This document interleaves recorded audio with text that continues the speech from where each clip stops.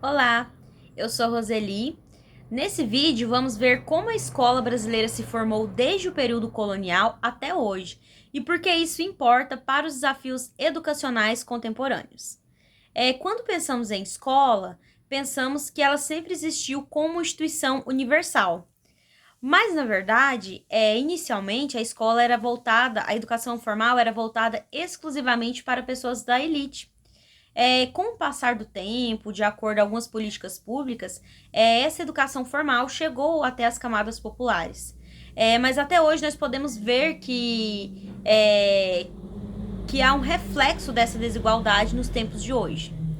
Mas nesse vídeo nós vamos focar em 3 etapas: na atuação dos jesuítas no período colonial, as transformações legais até meados do século XX e os desafios contemporâneos herdados dessa história. Então, no que tange ao primeiro ponto sobre os jesuítas, logo após a chegada portuguesa, a Companhia de Jesus assumiu a educação formal no território. Ou seja, o objetivo deles era catequizar os povos originários, era espalhar a fé católica. E os jesuítas, eles seguiam um manual pedagógico europeu, que era chamado de Ratium Studiorum. Esse método, ele valorizava a memorização, estudos do latim, da retórica, era uma disciplina rígida e estabelecia uma hierarquia entre professor e aluno.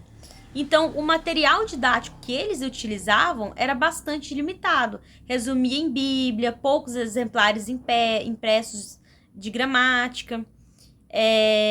Então a gente pode perceber que esse sistema ele era excludente, porque apesar dos povos originários e dos africanos tivessem acesso à catequese, eles não tinham contato com a educação formal completa. No que tange à legislação, antes disso, em 1759, os jesuítas eles foram expulsos daqui por uma ordem do Marquês de Pombal. Então, com isso, o Estado ele passou a ser responsável pelo ensino. E isso deixou o ensino fragilizado, porque faltava recursos e planejamento adequado. Agora sim, no que tange a questão da legislação, é importante a gente mencionar sobre a Constituição de 1824, porque ela mencionou o ensino primário gratuito. Então, ela estabeleceu o ensino primário gratuito, apesar que isso não teve aplicabilidade de início.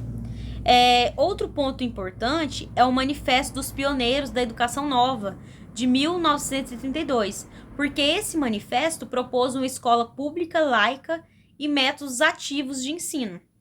E outro ponto importante é a Lei de Diretrizes e Bases, que é a LDB, de 1961. Essa lei reuniu conceitos sobre níveis e organização do ensino. Então, foi a partir daí que teve uma estruturação do Sistema Nacional Educacional. O terceiro ponto aqui é para falar sobre os reflexos dessas desigualdades nos tempos de hoje, o primeiro reflexo, que é a questão da desigualdade, a gente pode perceber que há uma variação da infraestrutura das escolas, Então, a escola brasileira ainda apresenta profundas desigualdades.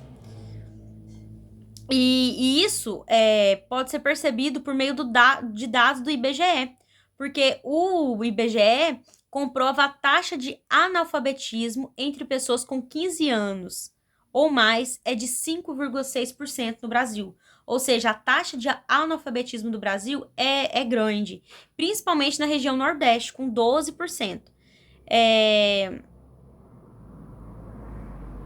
E os estudos também comprovam que os alunos do 5º ano, apenas 52% desses alunos atingem níveis adequados em língua portuguesa, de acordo com o SAEB. E esses dados também comprovam sobre a questão do abandono escolar, porque 8,8% entre jovens do ensino médio abandonou a escola, principalmente a partir da pandemia, Outro ponto alarmante é sobre a falta de acesso à internet, porque 23% dos estudantes de baixa renda não possuem internet adequada para os estudos. Outro ponto que nós podemos destacar é sobre a questão da valorização docente, porque os professores, a maioria, né, frequentemente, tem uma formação insuficiente, baixos salários e excesso de horas trabalhadas.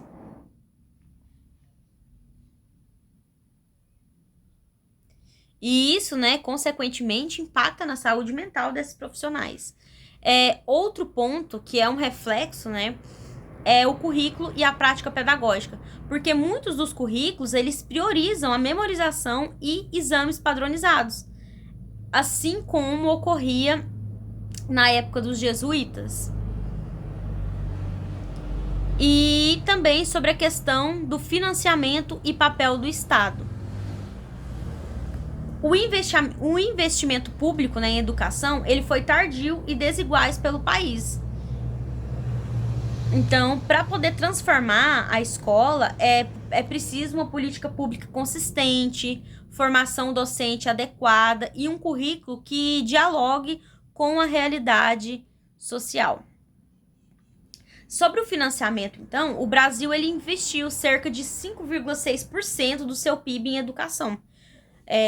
Só que esse investimento por aluno, ele é baixo em comparação com o internacional. Então, de acordo, nós pontuamos aqui nesse vídeo, a educação formal no Brasil, ela é, desde a sua origem, altamente desigual.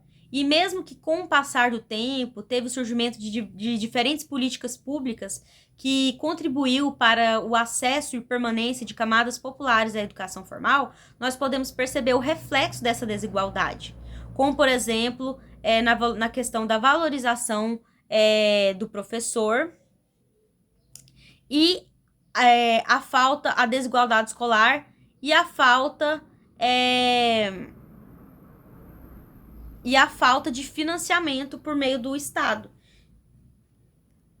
Então, eu acredito assim que se o Estado ele se atentar para essas coisas, uma formação continuada para o professor, contribuir para um financiamento mais eficaz, né, para que alcance mais pessoas, eu acredito que essas desigualdades elas vão diminuir. Então é isso, muito obrigada.